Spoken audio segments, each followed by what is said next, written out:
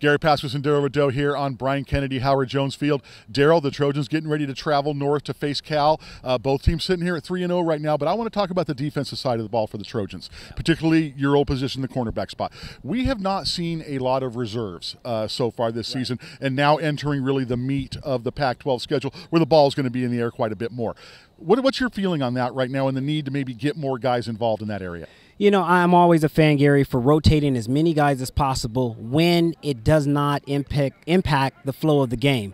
And I'm not one to be a prisoner of the moment, knowing or recognizing that the Trojans are 3-0 early in the season, but the play at the corner position is a pause for concern. You want to have that necessary depth for a number of reasons. One is in case of additional injuries, but also to give guys confidence, because now you're starting to go up against 3-4 set formations, and you're going to have to call on some of those backups. Look for a guy like Isaiah Langley to come in and maybe show some of that experience that we've seen in spurts throughout his career.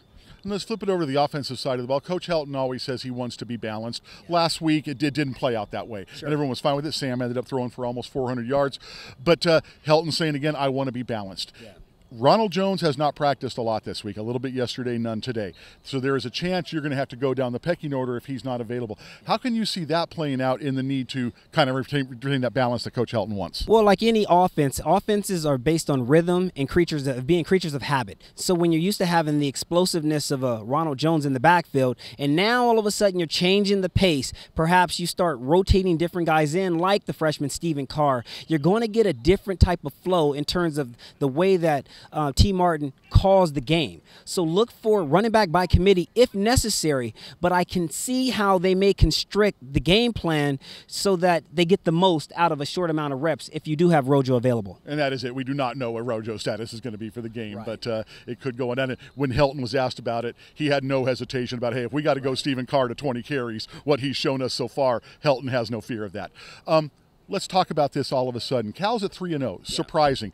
SC has had 3 tough games to get to this point. I don't think before the season anyone was looking at this as a potential trap game, but you were kind of mentioning it.